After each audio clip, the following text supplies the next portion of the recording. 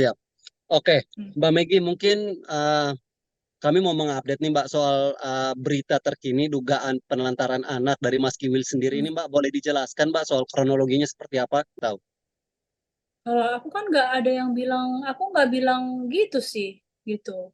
Ini berita viral begitu aja, justru Ya. saya tahunya itu dari teman di Jakarta, teman baik. Dia kasih Ya. tunjuk, apa sih, dia screenshot lah ya, dari Hmm. mulai lagi TikTok live, terus dari mulai berita yang katanya dia bilang harta dikasih ke istri-istri, udah atas nama istri-istri, kayak Hmm. gitu. Dan yang saya mau ketahui justru apa sih inti dari permasalahannya gitu. Hmm. Hmm. Hmm. Intinya Arti, apa? artinya memang berita yang beredar eh, luas ini soal penelantaran anak ini tidak benar-benar terjadi kah atau seperti apa Mbak? Kalau misalnya statementnya, maksudnya semua orang ngejudge-nya seperti itu, ya Hmm. memang kalau saya pribadi secara jujur saya berkata-kata ya, saya Ya. jujur gitu. Memang tidak dinafkahi anak-anak sama Mas Kiwil. Tidak Hmm. dibiayai sekolahnya, tidak dikasih jajan. Ada beberapa Oke. bulan lalu Mbak Fenty kasih 500.000 untuk Rifki. Tapi selanjutnya Oke. nggak kasih lagi. Jadi kalau saya pribadi gini ya, Hmm. poinnya langsung to the point aja. Oke. Kalau memang Mas Kiwil tidak mampu untuk menafkahi anak-anaknya, nggak usah playing victim, nggak Hmm. usah halu, ya, mohon maaf lahir dan batin.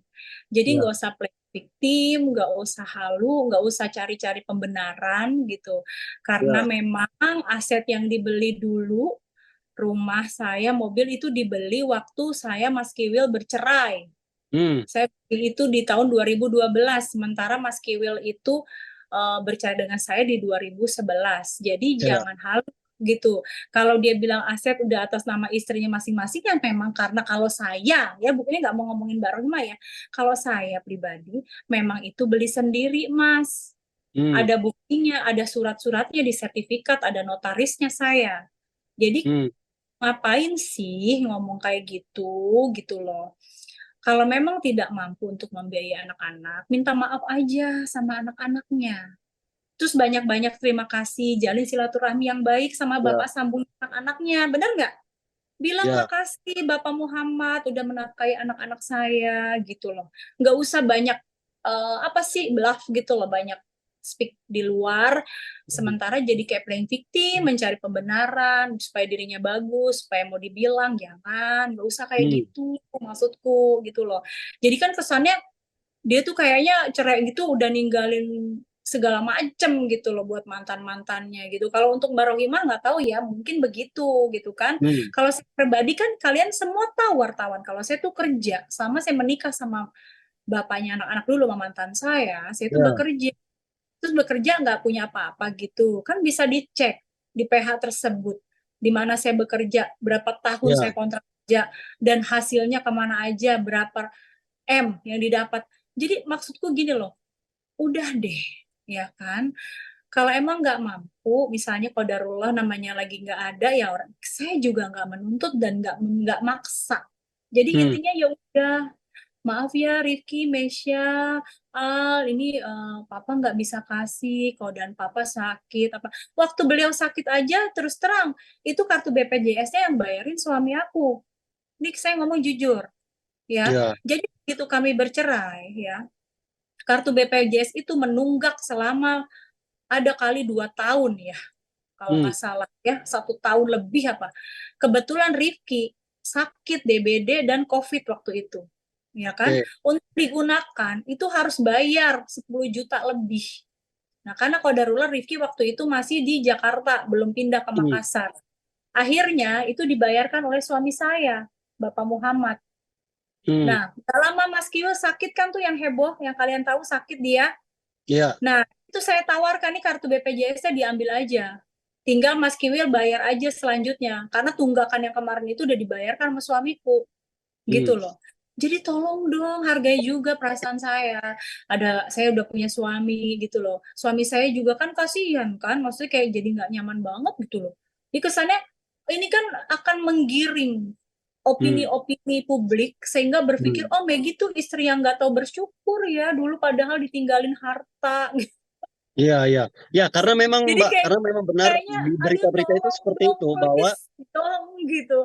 Perlu nggak sih aku uh, panggil notaris ya kan hmm, atau dibuka tuh sertifikatnya kapan pembeliannya terus kapan kita dulu rujuk 2000 hmm. berapa itu rujuk dan kapan saya beli itu kan ada gitu. Jadi kalau mau bicara sama saya yaitu Mas Kiwil dan mungkin orang-orang di luar sana yang julid gitu ya, Hmm. sadari betul kalau mau dikepoin gitu astagfirullah kalau mau ditelusurin dan nggak usah hasad sama punya orang deh gitu maksudku Mas Kiwil juga tolong sadar gitu loh harusnya banyak-banyak minta maaf sama anak-anak karena belum bisa menjadi sosok bapak yang baik dan contoh yang baik untuk anak-anaknya terus terima kasih banyak untuk suaminya Mbak Megi yang baru gitu dong harusnya ya kan Hmm. Hmm. yang sudah mau menerima anak-anak dengan tulus menafkahi membiayai gitu jadi nggak usah banyak ngomong kemana-mana gitu loh ada masa kalau kita memang harus merendah ya kita merendah aja gitu loh untuk Oh, apa kita meninggikan karena kita mau dibilang padahal nggak sesuai dengan kenyataan kayak gitu. oke. Baik Mbak, Nah, saya konfirmasi kembali Mbak. Jadi artinya memang selama beberapa bulan ini bisa Mbak konfirmasi kembali kalau jika salah. Jadi Mas Kiwil ini hanya mentransferkan iya, bukan dana selama beberapa sebesar bulan dari mulai cerai emang nggak ngasih nafkah sama anak-anakku. 500.000 pun yang tadi Mbak katakan itu Kalau enggak lima ya? ratus ribu itu yang saya tahu ya. Iya. Uh-uh. Lagian kan kalau misalnya orang mau tanggung jawab, jangan Hmm. nyalain. Kan saya baca loh, saya lihat tuh Hmm. di infotainment apa, itu ada Mas Kil tuh ngomong kalau misalnya ya resiko dari sebuah perceraian. Makanya kalau misalnya nggak mau dinafkahi ya kenapa cerai gitu loh. Maksudnya Oke. dia nggak nafkahin anak-anak ya kan itu resiko dari perceraian. Orang tua yang bikin kesalahan. Anda yang bikin salah. Kita Ya. bercerai, lalu Anda nggak usah ngebawa-bawa nyalain-nyalain anak-anak gitu loh. Anak-anak itu udah cukup kasihan gitu loh. Kasihan apa? Ya ngelihat orang tua kayak gitu, punya ayah yang kayak gitu loh. Nah maksudku Oke.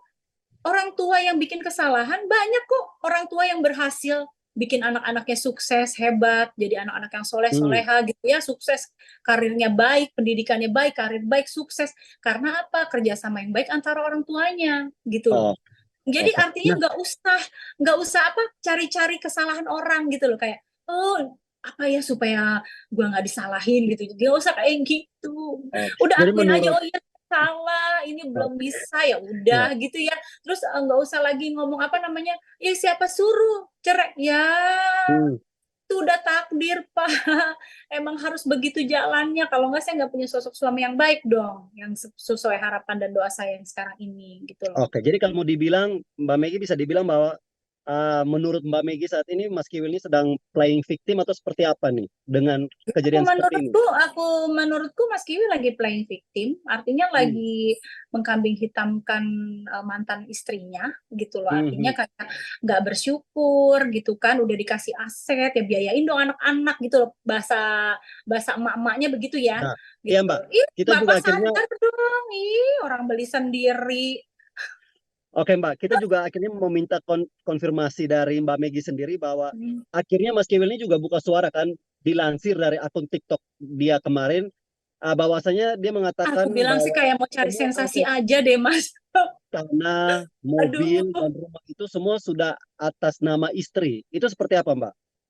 Ya kalau sama urusan Mbak Rohimah saya nggak ikut campur ya gitu ya Oke, karena kan saya nggak tahu ya kesibukan Mbak Rohimah dan Mbak Rohimah gimana ya, sehariannya dia ya, kerja apa itu bukan urusan saya tapi kalau oke. saya pribadi halo Bapak yang terhormat ya Bapak tahu nggak saya kerja ya dari awal sebelum Hmm. nikah sama Bapak tuh saya udah kerja ya Hmm. sampai habis melahirkan aja saya masih kerja membanting tulang ya kan untuk apa ya untuk mapan untuk bisa punya Ya, rumah kontrak-kontrak terus gitu loh jadi Bapak harus sadar ya berapa yang Bapak kasih juga saya masih ingat. Jadi ya. nggak usah ngomong, maksudnya nggak usah ngomong apa sih itu dikasih sama dia atas nama istri halo ha halo ha. Kemudian